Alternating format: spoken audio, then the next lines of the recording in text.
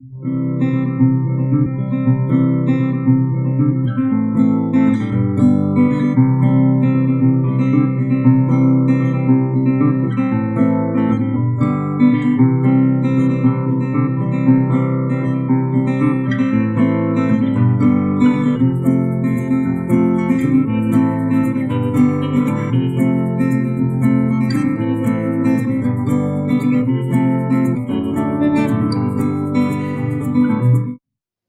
noite a todos. Sejam todos muito bem-vindos.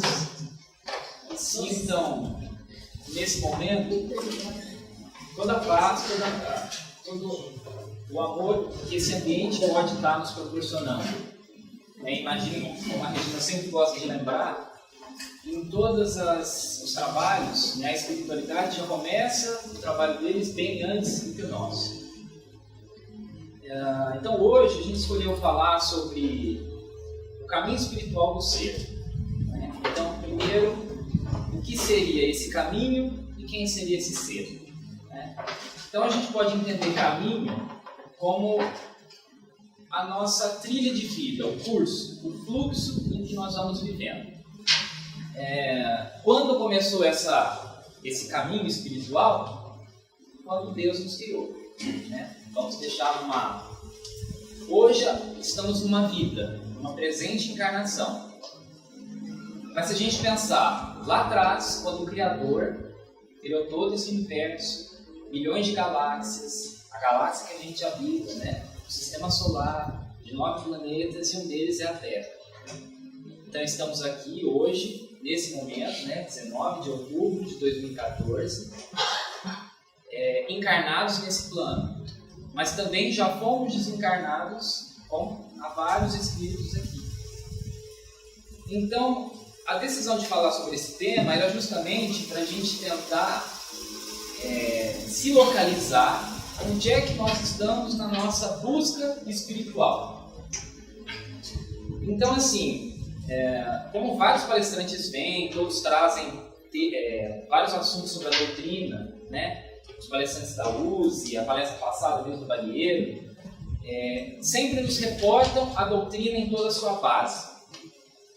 Então, para a gente poder começar, e também para a gente entender essa questão do ser, o ser que todos nós somos, a gente pode começar falando sobre pensar, refletir sobre o que nós somos.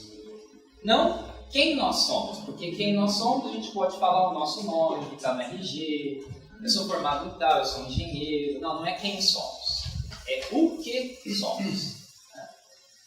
Então, no Livro dos Espíritos, na parte da introdução, não já nas perguntas, nos capítulos, os Espíritos fazem um trabalho fantástico, que é um resumo dos principais pontos da doutrina espírita.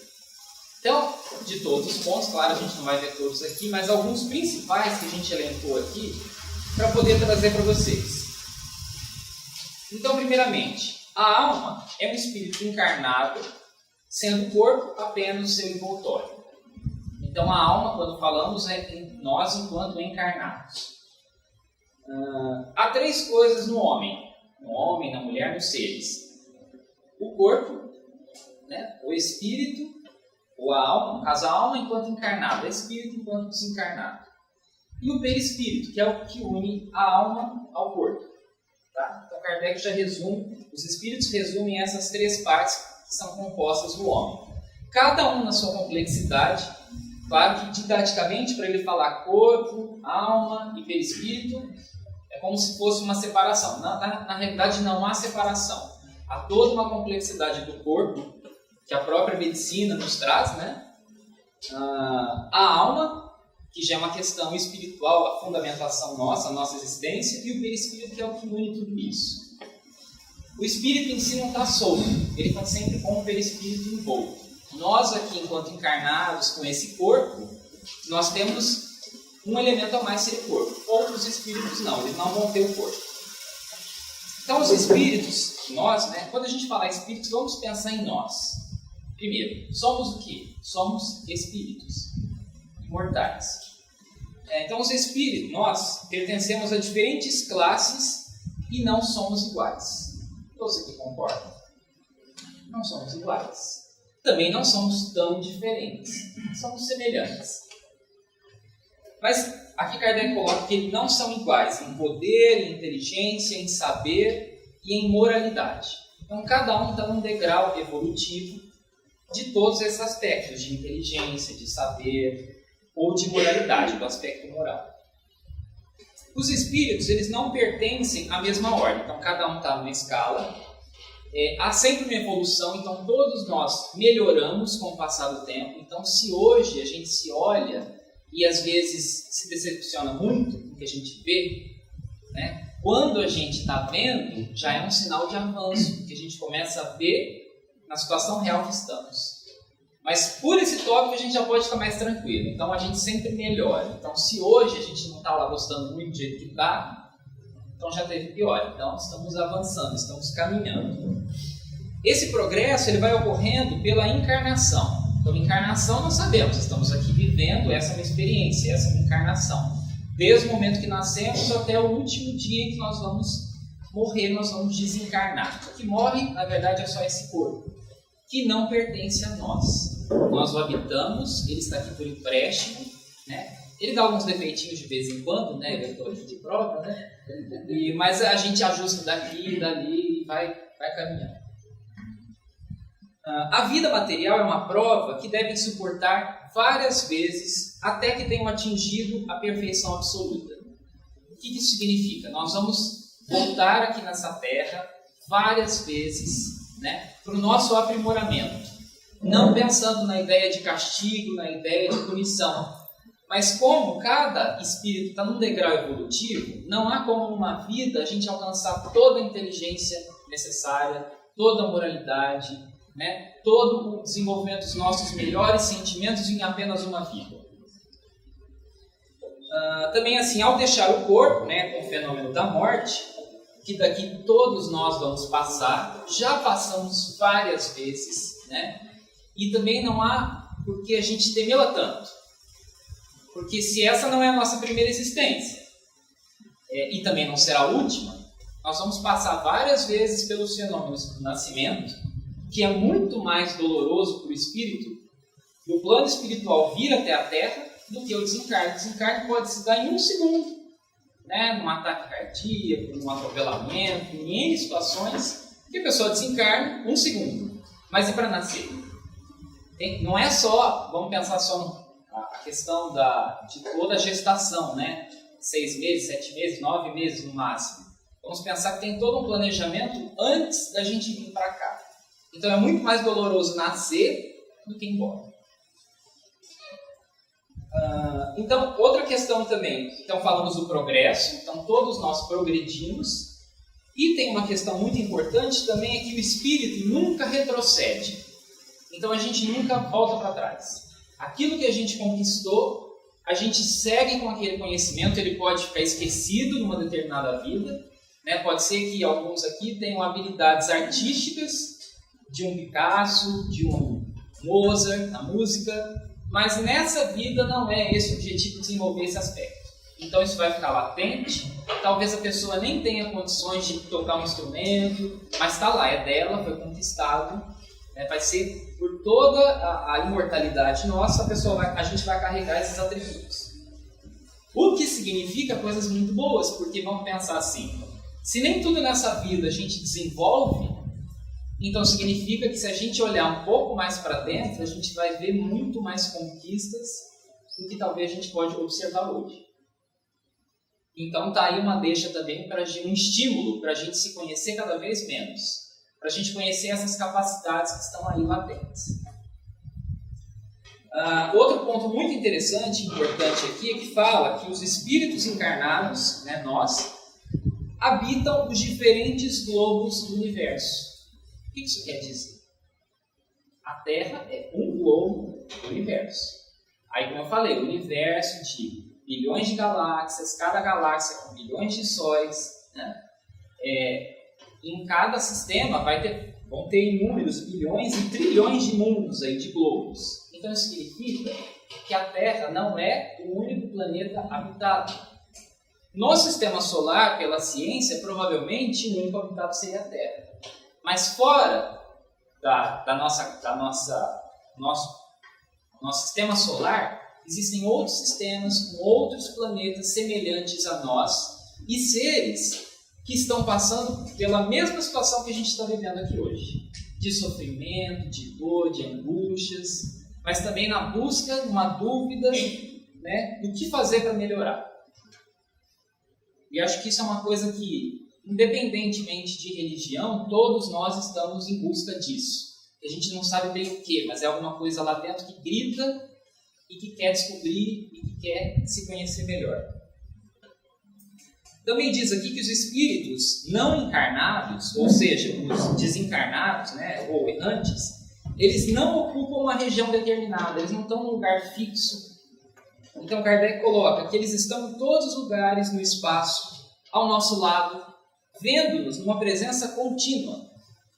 É toda uma população invisível que se agita ao nosso redor. Invisível não para todos, né? Muitos de nós, a grande maioria de nós não os vê, mas muitos aqui, né, e até fora daqui, que muitas vezes não entendem, enxergam espíritos com a mesma nitidez que enxerga aqui a Regina, que enxerga aqui o seu Luiz, ou qualquer um de nós. Até confunde um pouco, são os médiuns videntes que têm uma clarividência muito forte e latente. Mas aí vamos entender por que alguns possuem esses dons e outros não. Porque os que possuem sofrem tanto, né? A maioria geralmente no começo sofrem tanto, e outros, né, que querem ter essa evidência, essa clarividência. Então vamos entender que, como a gente falou, teve todo um planejamento para a gente vir reencarnar, também estava nesse planejamento, e não por acaso vir com uma evidência, né, de ver espíritos, ou não necessariamente ver espíritos, mas ver, tem gente que vê até a aura das pessoas. Enxerga cores em volta. Aí vai no oculista, acha que está com algum problema na visão. Né? Mas não, está enxergando a aura, está enxergando o perispírito ali, que ele é todo colorido. Né? Quanto mais vibrante, mais colorido, mais o espírito tem se dedicado à sua busca espiritual. Quanto mais apagado, vermelho, laranja, mais ele vai estar na sua vida material, perambulando, como nós estamos em muitos aspectos, né? Sem saber para onde está indo. Os espíritos, eles exercem sobre o mundo moral e sobre o mundo físico, né, esse mundo que a gente toca, que a gente percebe, uma ação incessante. E eles constituem até uma das forças da natureza. Tá? Então, assim, qual a influência dos espíritos na nossa vida? E aí colocando espíritos como todos nós. Tá? Hoje estamos aqui encarnados, mas já fomos desencarnados. Então, assim, vocês, qual que é essa influência? Comecem a pensar na vida de vocês, em que isso se encaixa. Quando a Regina fala aqui, quando os palestrantes falam sobre nossos mentores, nossos anjos, né, os espíritos amigos, os parentes que nós conhecemos nessa vida, ou até aqueles que são parentes de outras vidas, estão aqui ao nosso lado. E como falava no item anterior lá, eles estão ao nosso lado. Não é necessariamente só aqui na Casa Espírita. Claro, aqui vai ser um foco onde muitos vão vir buscar socorro, esclarecimento, ajuda. Mas fora nas nossas casas, onde a gente trabalha, onde a gente se exercita, todos os lugares onde tem um encarnado, pode ter mais de um desencarnado, com um espírito. Então, a gente pode entender o quê? E por quê? Está todo mundo aí se perambulando, um do lado do outro, a gente não se vê muito, eles querem falar, a gente não ouve, mas de repente entra num ambiente e sente um calafrio, ou então entra num lugar e sente uma impressão muito boa, ou então uma impressão muito, né, desagradável, para a gente ir aprendendo. Né? Então, assim, da mesma forma que tem muitos espíritos necessitados ao nosso lado, talvez a grande maioria acaba sendo isso, mas tem muitos espíritos ao nosso lado que são tão elevados, mas que pela nossa, talvez assim, estado atual a gente não os perceba. Mas às vezes está ao nosso lado, nos ajudando, nos inspirando uma ideia, né? Aí de repente você está lá com um problema, senta, medita a hora, aí vem uma solução, aí você fala, que bom, graças a Deus, achei a solução. Às vezes achou nada, às vezes quem achou foi um irmão que estava do lado e por pensamento, né, muito próximo, a gente tem uma ligação, e aí de repente o outro te transferiu a sua ideia. Entre nós até aqui, a gente pode ver isso. De repente você está pensando numa coisa, ou então está tocando uma música na tua cabeça, aí de repente outra pessoa que está próxima, ela fala o que você estava pensando, ou canta a continuação da música que você estava cantando. Alguém já passou por uma situação semelhante? Pega no telefone, de repente, aí assim, segundos antes de ouvir a voz, já sabe quem é. O que será que é isso? A nossa vibração, gente, ela não se limita ao nosso corpo, ela se expande como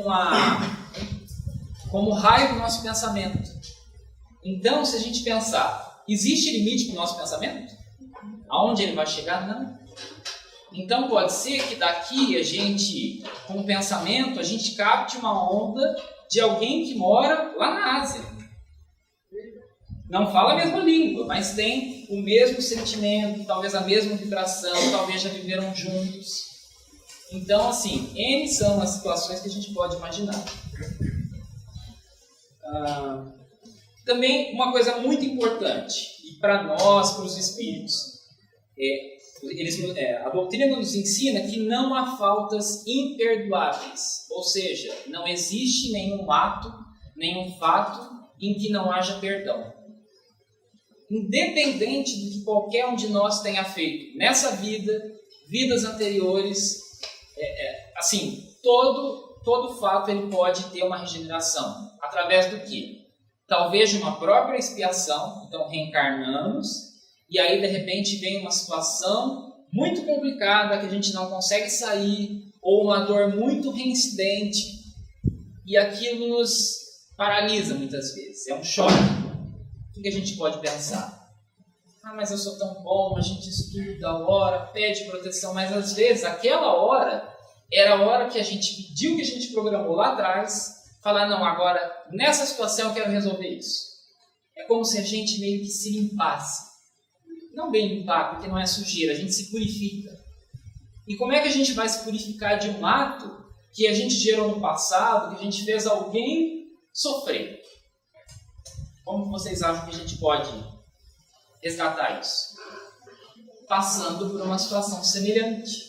Talvez, se nessa vida a gente está numa busca incessante e a gente também começa a sentir e vai desenvolvendo o lado moral, o lado sentimental, e a gente começa a emanar amor e bons sentimentos, talvez uma situação muito difícil viria por resgate, por necessidade, pedido nosso, mas de repente, naquele momento, se viesse aquela dor, talvez assim, deslocasse a pessoa do caminho dela, ou da prática de caridade que ela estava fazendo desinteressadamente, de forma tão a ajudar outras pessoas. Então acaba sendo o quê? Que de repente um ato que você esteja fazendo, ajudando muitas pessoas, você acaba purificando coisas que a gente teria que passar. Então não há faltas imperdoáveis. E também assim, o objetivo, e aí fica uma dica e também assim para a gente estudar, para a gente continuar sempre buscando a doutrina, e estudar o Livro dos Espíritos. Um dos objetivos, os Espíritos dizem, né? Aliás, o Kardec, que é guiar os homens desejosos de se esclarecer, mostrando-lhe nesses estudos um objetivo grande e sublime, o do progresso individual e social, e lhes indicar o caminho a seguir para atingi-lo. Então, toda a doutrina espírita, não só a doutrina espírita, mas também todas as religiões nos indicam um caminho para a gente aprender o esclarecimento. Por quê? Por que será que nós precisamos de esclarecimento? Temos dúvidas, não temos? Todos aqui não se perguntam muito nos dias, mas por que isso? Mas por que tem que conviver com essa pessoa? Mas por que nasci nesse lugar, nessa família? Mas por quê? Tantos porquês. Então, a doutrina e todas as filosofias e religiões, elas vêm para tentar nos esclarecer, para que a gente possa avançar. Agora, nessa vida, então nós nascemos, ao longo desde a nossa infância, nós vamos recebendo ensinamentos dos nossos pais, dos nossos parentes. Aí começa a escola, a influência da escola. Então é toda uma cultura que a gente vai se revestindo e... vamos dizer assim, durante toda a nossa infância, até lá aos 7 anos, a gente vai sendo moldado. Então, muitos espíritos falam que até os 7 anos é o período em que a criança, independente da tendência que os pais observam, ela pode ainda ser corrigida, ela pode ser bem direcionada, né, até esse período de 7 anos. Depois disso, ela já começa aproveitando toda a cultura, tudo que ela recebeu de informações, né, dos pais, da escola, do ambiente onde ela vivia, ela passa a receber e ela passa a criar uma identidade a partir disso. Então, é a identidade que nós estamos agora nesse momento. Então, nessa vida, eu estou Claudinei. Ela está Regina. Adriana lá atrás está Adriana. E o que isso significa? Voltando, né? Somos espíritos. Qual o nosso nome? Qual o nosso primeiro nome? E o nosso rosto? Hoje temos esse rosto. Numa vida passada tínhamos outro rosto. E a nossa primeira vida? E antes da nossa primeira vida, como nós éramos? O que nós parecíamos? É meio que para travar os neurônios, né? Não dá muito para avançar, né? Qual que era o rosto que eu tinha antes da primeira vida que eu tive? Então, assim, nós vamos, ao longo dessa vida, com tudo isso que a gente recebe de informação e de influências, a gente começa a se manifestar e a experimentar a nossa vida. Então, é uma infância muito feliz, ou uma infância triste, né? Vai lá na escola, dá tudo muito certo, é o primeiro aluno da sala, ou então tem dificuldade de aprender tudo que é matéria, ou então é muito inteligente, mas não consegue se relacionar, se comportar. Né? Então, tudo isso a gente vai construindo. Pode ser que a gente traga de outras vidas, ou pode ser dessa própria vida mesmo. Mas, independente disso, todos nós temos uma coisa em comum, que é a gente busca o quê? Fugir de tudo quanto que é dor e sofrimento e buscar ser feliz.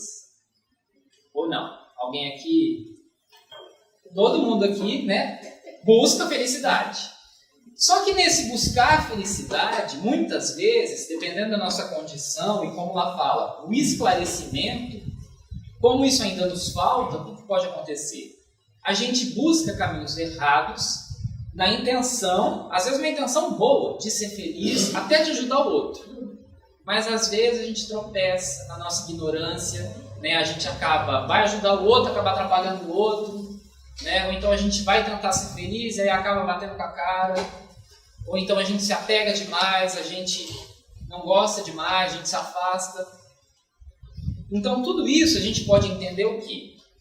Que nós estamos nessa busca, ela é constante, ela é contínua. Não só nessa vida, todas as nossas vidas. E aí o que acontece? A nossa família, nos meios que a gente vive, né? Muitas famílias talvez tenham uma base religiosa. Outras famílias talvez não tenham base religiosa nenhuma.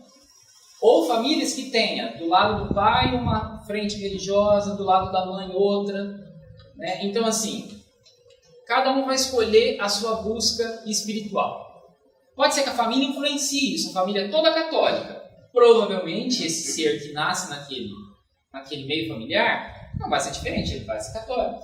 Como os que lá nascem num lar espírita, vai ser espírita. Os que nascem num lar onde o pai e a mãe nem falam de Deus, bem provavelmente essa criança não vai se questionar sobre isso. A não ser que seja um espírito muito elevado que já traga isso e talvez venha naquela família para ensinar os pais. Então, em que momento da nossa vida a gente começa... Como eu falei, assim, muitas famílias talvez tenham uma base religiosa, outras não. Mas aí a criança, ela começa as primeiras questões, né? O que é Deus? Qual que é isso? Aí vai vir o pai, a mãe vai falar, olha, Deus é assim, é assado, tal. Às vezes, por erro, a gente acaba fazendo o quê? Né? A gente vê alguns pais e mães, para de repente punir a criança, vai lá e fala, olha, Deus te castiga. Isso é um erro muito grave, porque a gente não sabe se isso é verdade. E outra, a gente coloca na cabeça da criança que Deus ele vai punir, que Deus ele vai, se fizer alguma coisa de errado. Aí a criança às vezes prefere fazer um outro erro, ela mente. Por quê? Porque não, Deus pune. Então esse é o nosso erro. Então assim, se uma criança um dia chegar e te perguntar alguma coisa sobre Deus, vamos ver o que a gente pode falar. Então eu trouxe para vocês aqui um texto que fala um pouquinho sobre, para a gente refletir sobre o conceito de Deus. Então, esse texto é do livro Tao Te Ching, né, que é do taoísmo. Ele foi escrito por Lao Tse, que é um filósofo chinês, 2.600 anos lá atrás, até antes de Cristo. E o que ele traz? A tradução de Tao Te Ching seria curso natural de todas as coisas na vida. O Tao seria o fluxo, o caminho, em que todas as coisas têm o seu sentido, o seu fluxo. Assim como o rio, ele nasce e ele tem todo o seu percurso, o seu caminho, esse seria mais ou menos o Tao. Então, nesse texto em que Lao Tse fala sobre Deus, vamos só prestar atenção, é bem curtinho esse texto.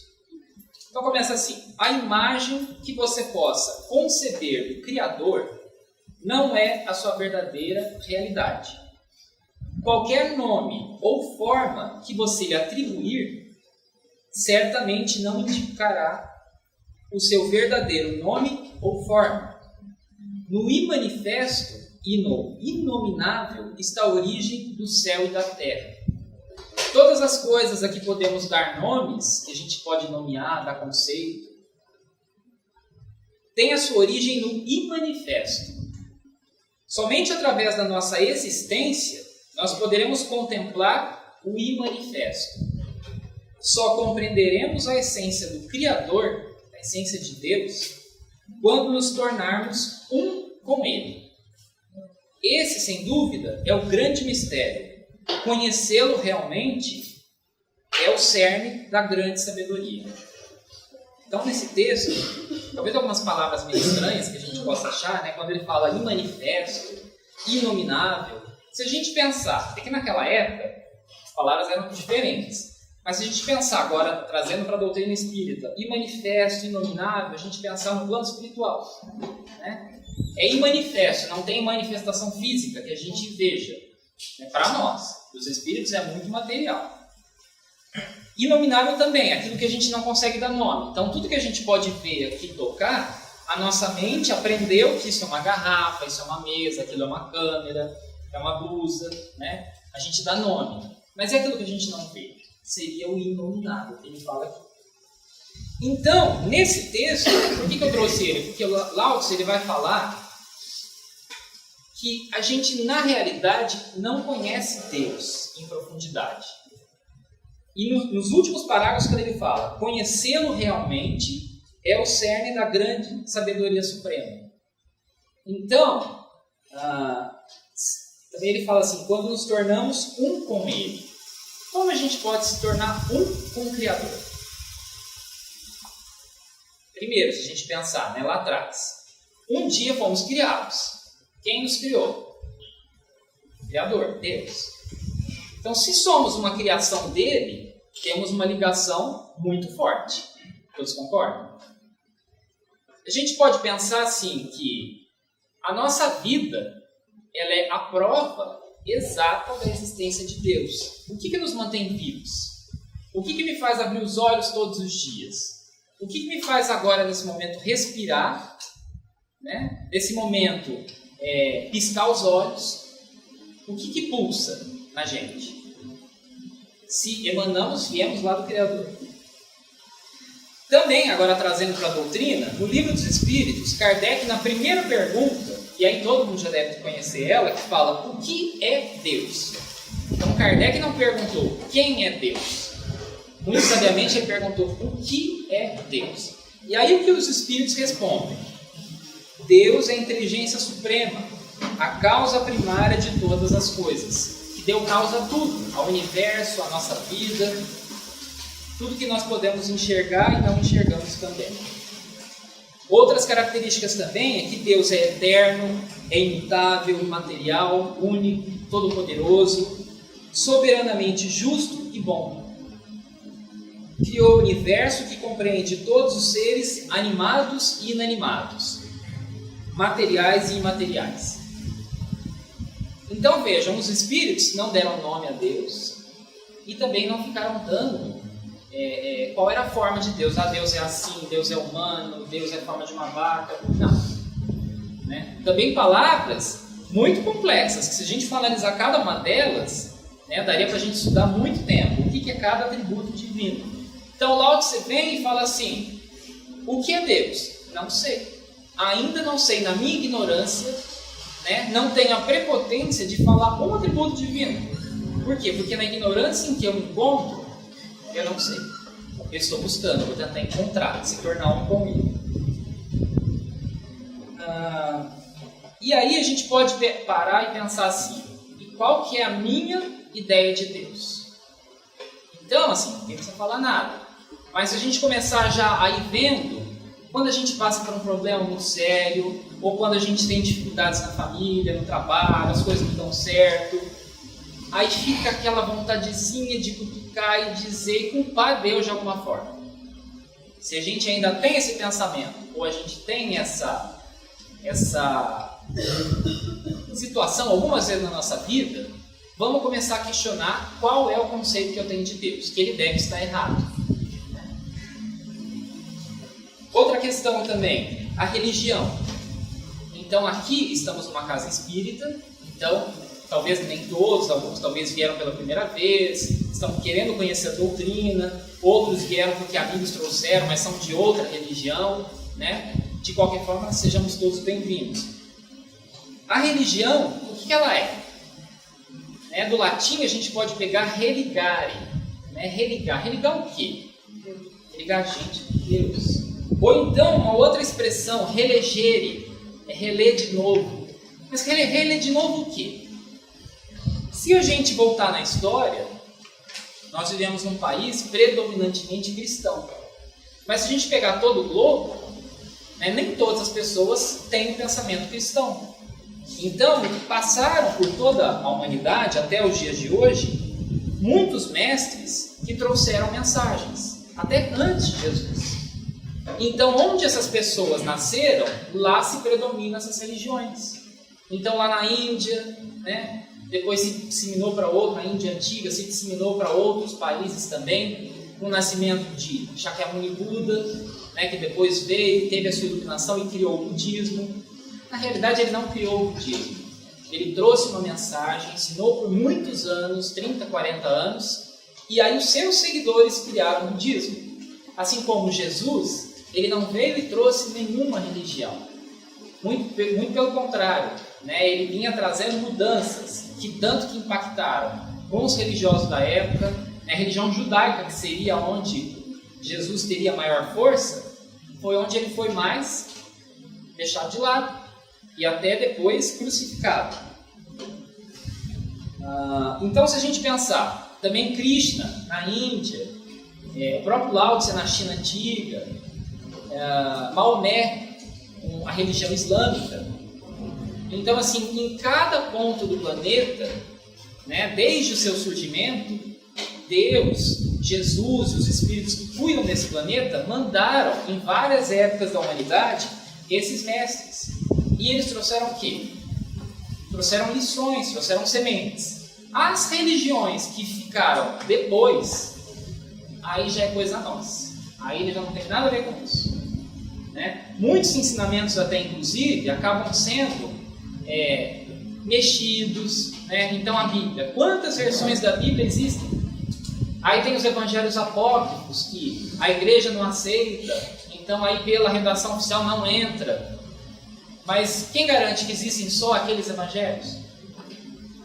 A mesma coisa no budismo, também vai ter muitos textos ali mexidos pelos interesses dos homens, não desses grandes mestres. Mas de qualquer jeito, a gente tem que, assim, eu penso assim, a gente deve... Todos esses mestres trouxeram sua mensagem. Independente da religião, a gente pode aproveitar essa mensagem de todos eles, né? E ir tentando agregando o que vale para a minha vida, o que eu me identifico mais.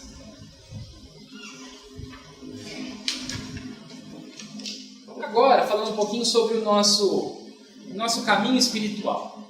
Se a gente pensar que o caminho espiritual é como se a gente estivesse começando a escalar uma montanha.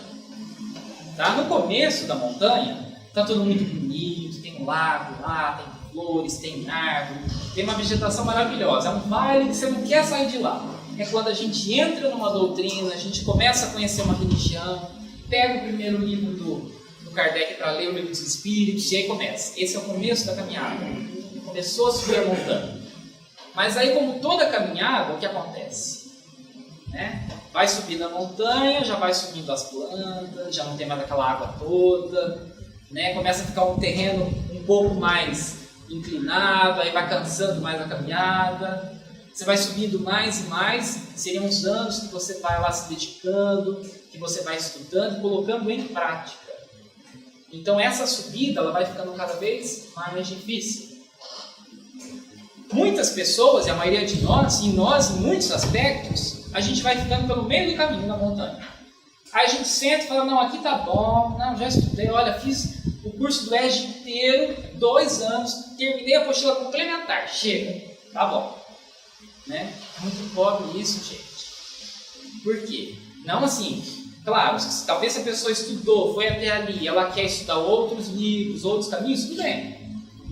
O que não dá é pra gente pensar assim, eu aprendi um pouquinho, eu fiz catecismo, né, fiz lá um ano de curso ali de médium, estou preparado, estou pronto, para estudar. A nossa vida ela deve ser constante, né? E não necessariamente a gente aprende as coisas só lendo. Muitas coisas fora daqui a gente aprende no trabalho, com a família. Então é um ambiente maravilhoso para a gente aprender a se relacionar, né? E a usar a máxima que Jesus falava, amai-vos uns aos outros, né? Ama o teu próximo como a ti mesmo. E no caso, quem é o nosso próximo? Nesse exato momento. Meu próximo é teu celular, tá pertinho, né? O próximo de vocês é cada um de vocês. A hora que vocês estão em casa, quem é o próximo de vocês? É a mãe, é o pai, é o irmão, que às vezes não bate o pensamento. É o marido, é a mulher, é a empregada que trabalha junto, é o amigo que vai lá e visita, é o tio, é o sogro, a sogra. Então, assim, ao longo desse caminho também, geralmente, quando a gente entra para uma busca religiosa, para um estudo de uma filosofia, de uma religião, geralmente a gente vai meio que, alguém vai nos trazendo, assim, geralmente alguém da família, um amigo, alguém próximo, que já frequenta e vem trazendo a gente. Mas aí, com o passar do tempo e com essa subida na montanha, o que acontece? Essas pessoas, por vários motivos ou até pelo nosso próprio destino, essas pessoas elas vão deixando de caminhar ao nosso lado. Mas e aí? Aí a gente para o que a gente estava fazendo ou a gente continua? Aí cada um responde, né? Cada um continua. Então a gente pode pensar, já tá bom, já aprendi bastante, né? Vou ficar por aqui. Se a gente pensar assim, a gente vai estacionar, vai deixar de aprender muita coisa e com certeza em algum tempo a gente vai voltar a ter aquela mesma infelicidade, aquelas mesmas dúvidas que tinha antes de começar a estudar. Por quê? A gente estagna. E o nosso ser, lá no nosso íntimo, ele quer ir para frente, ele quer avançar, né? Lá nos princípios da doutrina não fala que o nosso objetivo é atingir a perfeição? Quanto ainda falta para chegar lá? Muito, né? Nós temos muito que caminhar, muito mesmo. Mas que não seja uma ansiedade por esse futuro. Vamos agora, com o que eu tenho nas mãos, com as sementes que eu tenho desses ensinamentos, desses mestres, vamos aproveitar isso tudo, né? E vamos colocar lá, no cantinho do nosso coração, porque cada ensinamento que a gente recebe, como a parábola do semeador que Jesus contou, vinha lá um semeador e jogou sementes, e um pouco caiu pelo caminho, outro pouco caiu em meio às pedras, outro tanto de semente caiu no meio dos espinhos e o restante caiu em terra boa. Aí Jesus vem explicando, né, que a gente pode comparar com o nosso coração. Aquelas sementes que caíram ao longo do caminho vieram os pássaros e levaram embora. É aquela pessoa que vem, né, assiste uma palestra, lê um livro, mas aí vem as coisas do mundo, que são os pássaros, né? E simbolicamente aí, e aí a pessoa esquece, quando vê ela já voltou para a vida dela e não quer mais saber nenhuma busca. Aquelas sementes que caíram ali entre as pedras, elas nasceram, mas tinha pouca terra. Aí veio o sol e queimou a semente.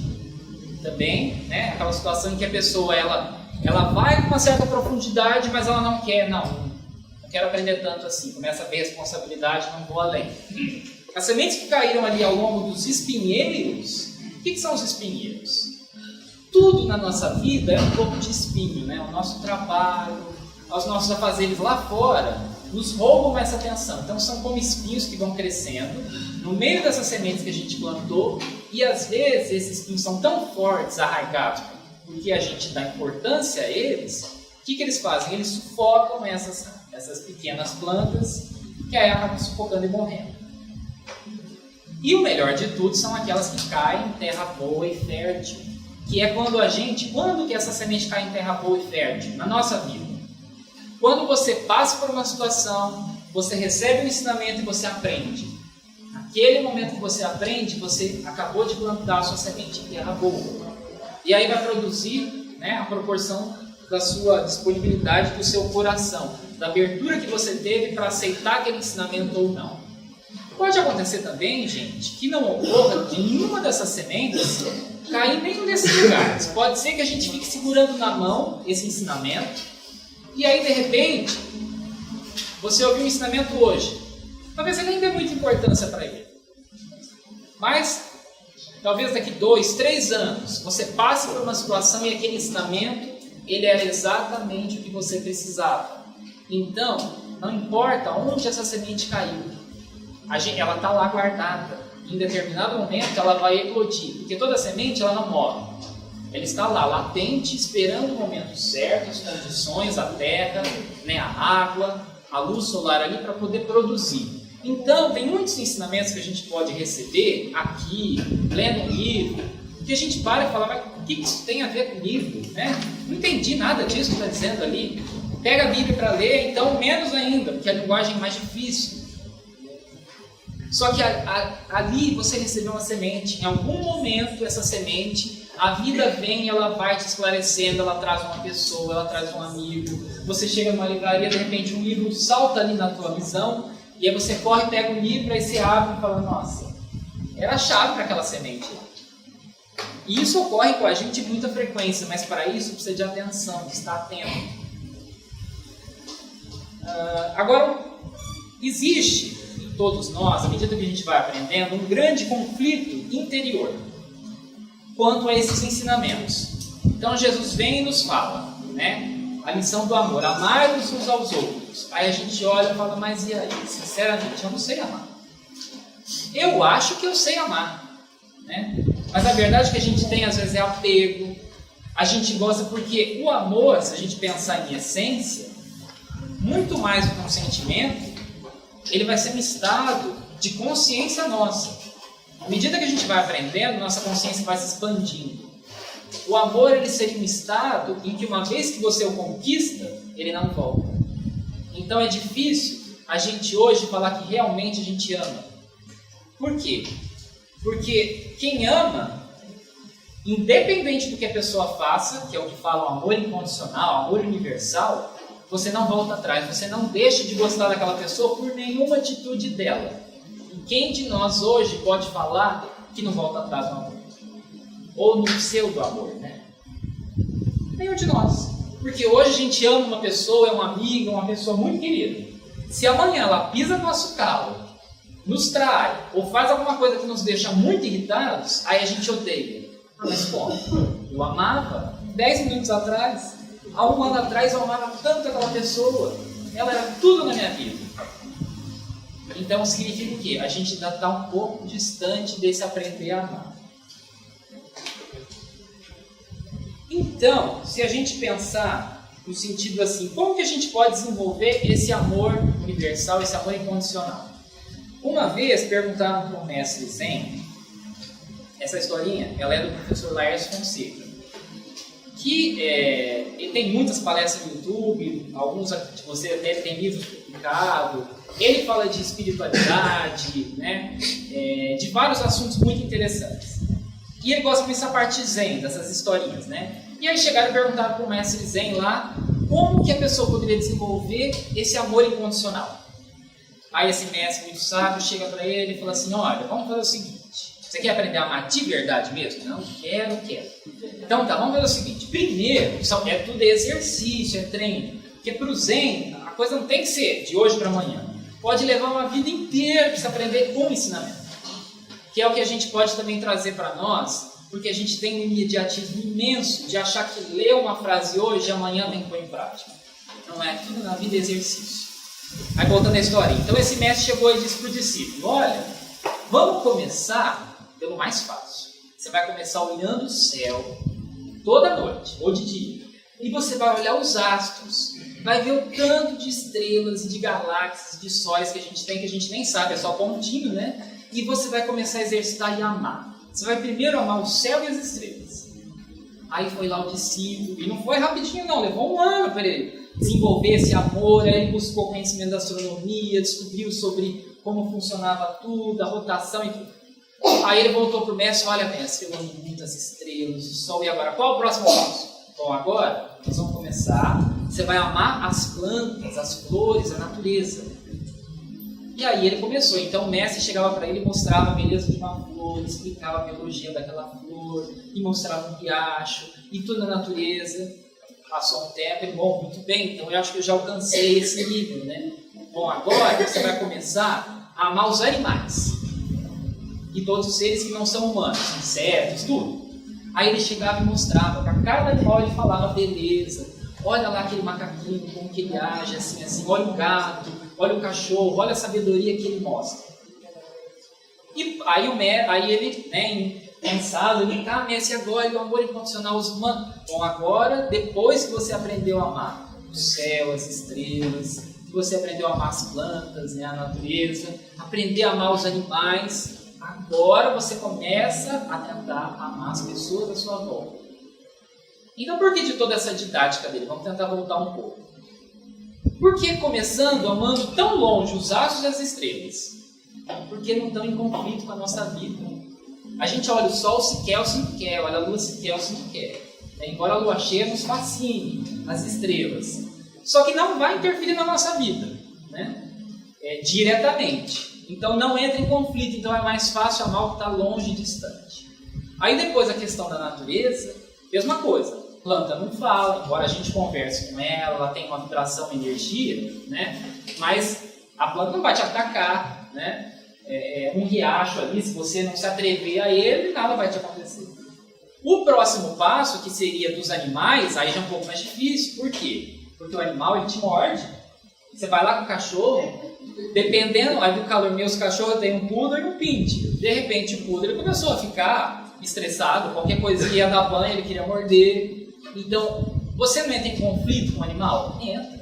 Você não consegue num zoológico entrar dentro da coisa de um leão, né? Se você não for um tratador, você corre um sério risco, né? Então, assim, tudo é gradativo. Começa com o que está mais longe, mais fácil, e depois você vem aproximando, né? O que a gente fala? Que besteira essa história de zen, nada, vamos começar pelos humanos mesmo, está mais próximo. A gente vai quebrar a cara, gente, é mais difícil. Até porque, para a gente amar um humano, qual seria o primeiro humano que a gente deve amar incondicionalmente? Nós mesmos somos o primeiro humano, né? O primeiro ser. E é fácil amar a gente? Quando a gente está de banho tomado, quando a gente acordou feliz, quando o dinheiro está na conta, é uma maravilha se amar. Mas a hora que, né, o negócio escorrega, você está doente, né, o dinheiro está faltando, tudo está complicado, é fácil amar. E quando a gente erra, então, a gente solta uma palavra, uma besteira, um palavrão, ou então está no momento lá de estresse, chega alguém, cutuca a gente solta aquela frase, né? E aí? Né? Depois, olhar para si e falar assim, eu me amo, a gente consegue instantaneamente? Então esse amor incondicional, a gente começa desenvolvendo, é a questão do amor próprio. A gente primeiro vai se auto-amando. Para quê? Para eu ter reservas mínimas de amor para eu poder começar a amar os outros. Muita gente pode achar amor ao próximo egoísmo. Aquele lá que se ama só pensa nele. Engano nosso. A gente não tem como dar aquilo que a gente não tem. Né? Se chega alguém e te pede dinheiro emprestado, você só empresta se você tiver. Senão você não empresta. Né? A mesma coisa, como você ama o outro, se você não se considera, se você se culpa o tempo todo, se você é pesado demais consigo mesmo, e acha porque eu recebi um ensinamento, eu tenho que pôr isso em prática. A coisa leva tempo, gente, como exercício. Existem também aqui, já até caminhando já para o encerramento, trazendo aqui alguns conhecimentos assim, de princípios budistas. De um ano para cá, assim, eu acabei aprendendo, gente, que assim, se a gente se limitar no nosso conhecimento, nas nossas buscas religiosas, a gente corre um sério risco de ficar indiferente a muitas pessoas. Então, o pensamento interreligioso, o pensamento em que a gente agrega o melhor de cada um, cria mais o sentido de unidade do que de separação.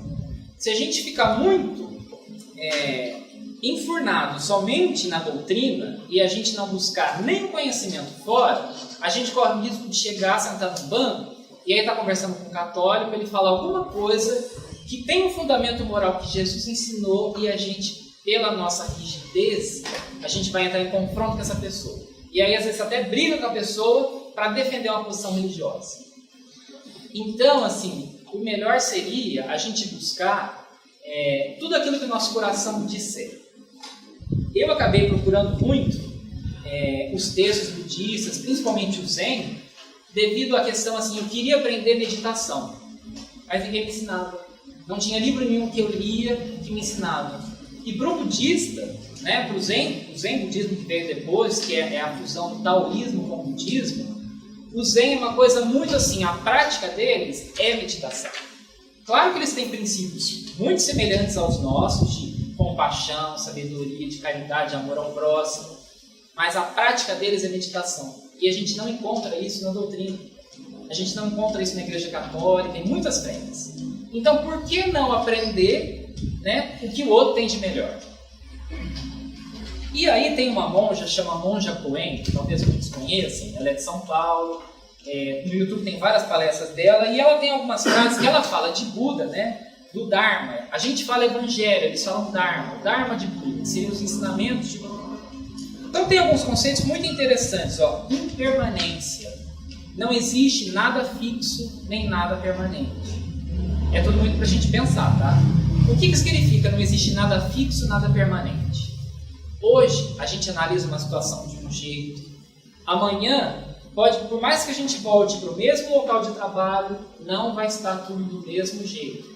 Então, não existe, não tem nada fixo, nada permanente. Tudo está em constante transformação e mudança. Outro conceito que se aproxima muito dos ensinamentos de Jesus é que Buda falava: faça o bem, não faça o mal e purifique o seu coração. Agora, o purifique seu coração é um pouquinho mais complicado. Coração purificado é um coração livre de apegos e livre de aversões. Olha que difícil. Coração purificado é coração livre de apegos. A gente tem apego na nossa vida? Né? A gente tem apego a coisas, apego a pessoas, né? A mãe ali às vezes tem um apego no filho que é uma coisa que sufoca. Ou então assim, tudo que você coloca como meu, isso é meu, não mexe. Ou se alguém mexe e você não gosta, pode ver que você tem muito apego. O que é aversão? Tudo aquilo que eu não gosto, que eu não me identifico, ou eu coloco como diferente, é uma aversão. Então é muito difícil um coração ser purificado, e aí a gente pode entender um coração que tem a capacidade de amar como Jesus ensinou, como os grandes mestres ensinaram, se ele tiver muito apego e tiver muita aversão. Claro que tudo também é um treino, a gente não se desapega das coisas assim do nada. E também não vai começar a gostar de tudo que a gente não gosta.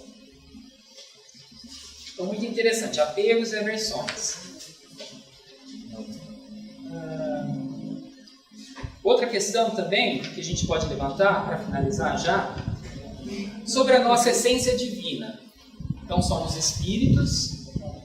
Muitos palestrantes falam, né, sobre essa essência divina. Tem muita coisa para a gente falar, mas se a gente pensar assim, não dá para você conceituar a sua essência divina. Qualquer palavra que você colocar é como Deus. Você não vai estar chegando na sua verdade. Então, para você, a essência divina, você tem que sentir ela, né? E aí, existem vários mecanismos para isso. Um deles, a oração. Quando a gente está em oração profunda, muitas vezes a gente sente, é como se alguma coisa crescesse dentro de nós e a gente se expandisse. A gente pode perceber que isso é um contato com a nossa essência, né? Através também da meditação. Você sentar, você acerenar. Meditação também não é relaxamento, não vou ficar zen. Não, meditação é sentido de sentar, fechar os olhos ali ou com os olhos abertos e se olhar de frente a frente, né? Se conhecer em profundidade. E aí, naquele silêncio, naquela paz que você vai gerando, a gente começa a ter um contato com essa essência que é nossa e que é de todo ser. Está no cachorro, está no companheiro do lado, está no filho, está naquele criminoso que você vê no jornal e aí você critica e fala onde já se viu. Ele tem essência divina. Só que talvez ele não sabe disso, ninguém falou. Mas como foi a vida dele? Ele teve pai, teve mãe, já nasceu no meio do crime, e aí a gente faz o que? Aversão.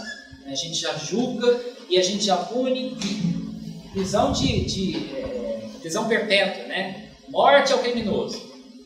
E nós, todos aqui, tem alguém que possa dizer, não, eu nunca matei ninguém? Nunca é uma palavra forte demais, né? Se a gente foi um soldado em outra vida, provavelmente a gente matou muita gente, né? Então, assim, claro, não nos cabe julgamento.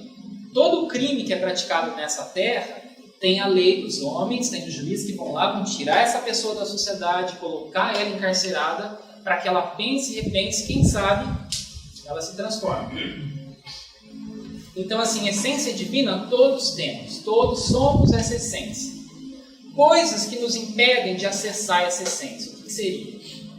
3 coisinhas básicas e que são a nossa vida e a gente se confunde com elas. Primeira coisa, a nossa mente. A nossa mente, ela nos impede da gente acessar essa essência. Por quê? Com tantos pensamentos, com tantos conceitos, com tudo isso girando em volta da gente, a gente acha que é a nossa mente, o que a gente acredita, né, o nome que a gente usa, a religião que a gente profere, o trabalho que a gente... Então, a nossa mente é um dos bloqueios. Logo em seguida, nossas emoções. A gente flutua demais nas emoções. E muitas vezes a gente se perde nelas. E isso também acaba sendo uma barreira para a gente facilmente ir acessar nessa essência. Esse mergulhar para dentro de si. Um terceiro aspecto é o mais próximo de nós, que é o nosso corpo. Nossos sentidos. Nossa visão, nossa audição, nosso tato. Tudo isso acaba sendo uma barreira para a gente nos acessar. Né? Porque se fosse tão fácil, todo mundo sentava e acessava a essência divina e todo mundo ficava iluminado aqui. Todo mundo passava a amar, todo mundo ficava maravilhoso. Mas aí, a nossa mente está aí o tempo todo, né? Nossas emoções, nosso corpo. Então, nosso ego entra nesse meio aí e ele nos rouba toda essa atenção que deveria ir um pouco para essa essência, mas fica tudo na mente. Aí é quando eu sou o meu pensamento. Eu sou essa raiva. Não, você não é essa raiva. Você também não é esse pensamento, nem positivo e nem negativo. A essência não se conceitua. A gente tem que sentir isso daí. Bom, gente, então, para finalizar, eu já falei essa palavra várias vezes, mas agora para finalizar mesmo. Só para a gente sentir um pouquinho do que seria esse meditar. Quem quiser aprender mais sobre meditação, pode entrar lá no YouTube, tem várias aulas. Geralmente, Zen budismo tem muitas aulas. Tem a Monja Coen, que tem vídeos de 8 minutos que ela ensina como você começar uma prática de meditação. Tem também um outro, ele é um monge tibetano, é o Lama Michel, que ele segue uma linha um pouco diferente dos tibetanos, que ele também ensina muito fácil como começar a meditar, tá? Mas o primeiro passo para começar a meditação seria o quê? Respiração consciente. Então, se todos puderem acompanhar, quem não quiser também fique à vontade. Se vocês puderem sentar o mais ereto possível, tá? Quem conseguir, quem não conseguir, tudo bem. Sintam primeiro a coluna de vocês, tá? Logo em seguida, eu vou falando, vocês vão tentando conduzir isso na mente de vocês e sentir. O negócio não é pensar, deixem um pouco de pensar. Se pensar também não tem problema, mas tentem sentir. O exercício aqui é para sentir. Então, primeiro a coluna é ereta, em seguida, Vamos tentar, pode ficar com os olhos abertos, olhos fechados, só não foquem em uma coisa, ou não fiquem desviando a visão. Paralisa a visão no local. A gente vai, respiração consciente, a gente vai inspirar no nosso nariz e a gente expira pela boca. Por 3 vezes, a gente expira pela boca. E vão sentindo esse ar que entra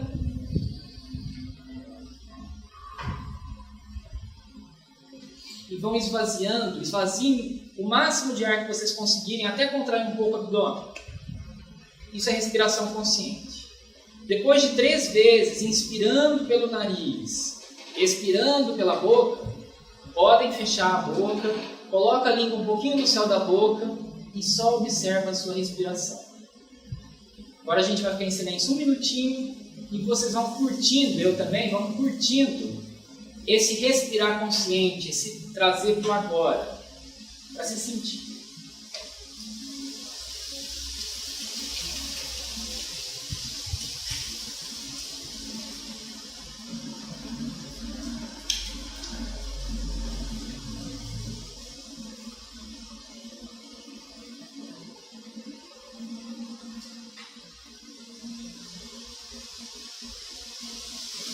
Prestando ainda atenção na respiração, vão ouvindo sons próximos e distantes. Percebam a sensação do corpo de vocês, as partes do corpo que estão vestidas, as partes que não estão vestidas. Continuem observando a respiração, sentindo a coluna ereta, sentindo as partes do corpo que estão vestidas, não vestidas, escutando sons próximos e distantes. Sem julgamento, apenas percebendo e sentindo.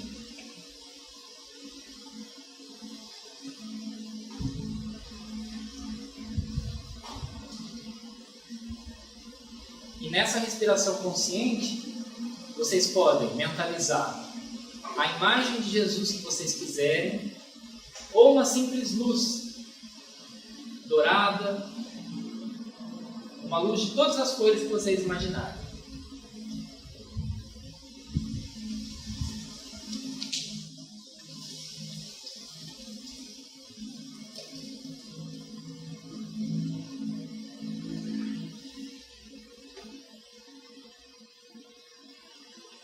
Agora vamos normalizando a respiração, voltando ao estado de alerta, mas mantendo essa paz que vocês conquistaram, que não é difícil a gente chegar nesse estado. A qualquer momento do dia que vocês estiverem com dificuldades, está no trabalho, está no meio de uma discussão, continue olhando para a pessoa, continue na tela do computador, continue na sua vida, mas pare e comece a respirar. A respiração consciente é você entrar para dentro. Você sai um pouco da tensão da sua mente, você passa a se sentir. Quando a gente percebe o nosso corpo, principalmente pela respiração, a gente se interioriza. Aí a nossa resposta, ela é mais calma, mais tranquila. A gente talvez consegue segurar aquela palavra que não devia sair, tá? Então procurem assim, isso fica um exercício para vocês assim, tá? Se quiserem depois aprender mais, no YouTube tem vários vídeos aí que vocês podem aprender, tá? E conhecimento, gente, a gente vai, como eu falei, as sementes, a gente vai coletando um pouquinho em cada lado. Mas mestres, a gente vai encontrar em todos os lugares. Como a gente falou, a essência divina é o que habita em nós. Então, toda pessoa que você tiver do lado, você pode aprender com ela. Desde que você esteja pronto para aceitar aquilo de bom que ela tem para te dar, a gente vive trocando. É como se eu tivesse uma semente, eu trocasse com ele, eu trocasse com a Regina.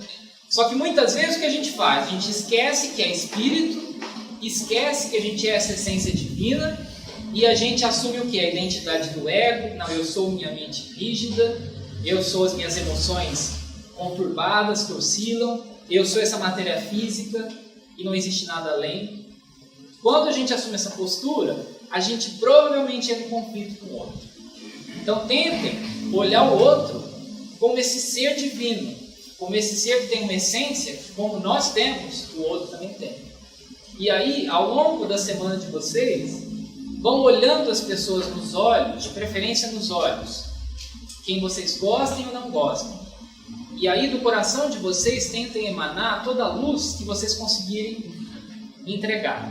Pensando assim, quanto mais luz eu emito, mais eu cultivo e eu amplio ela dentro de mim. Tá? Então, agradecido muito pela atenção de todos vocês. Desculpa que a gente passou um pouquinho do horário, né? Mas muita coisa que estava aqui eu falei, muita coisa veio vindo, a gente vai falando. Tá? Agradecido. Então, namastê para todos.